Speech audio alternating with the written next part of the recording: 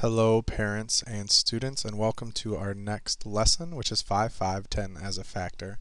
A really good thing about 10 as a factor is there's a lot of different strategies that we can use to figure out 10 as a factor when we're multiplying.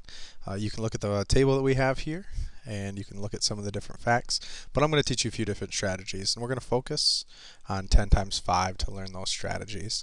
So first, to find the answer, you can always skip count, so we can count by tens 5 times. You can see that on the number line here. 10, 20, 30, 40, 50. Now if that's how you're comfortable, that's a strategy that you can use. You can skip count 2 times, 5 times, 8 times, depending on the multiplication problem.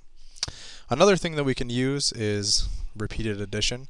So if I wanted to use the number line again, I could say 10 plus 10 plus 10 plus 10 plus 10.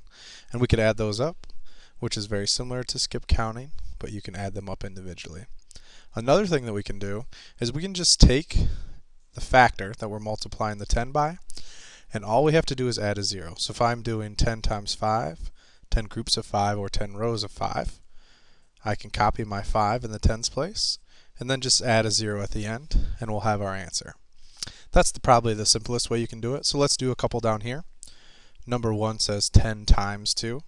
I can copy that 2, and that's my tens place, and then just put a 0 in the ones place, and I have my answer of 20. Here's another 5 times 10, so I'm going to skip count 5 times for this one. 10, 20, 30, 40, and 50 to get my answer of 50. Last one I'll do with you today, it's going to be 10 times 8, and I'm going to use the strategy of just adding a 0. I'm going to copy my 8, which is the factor that I'm multiplying 10 by, then add a 0 to the ones place. We'll do a lot more practicing with that in class. I hope that helps.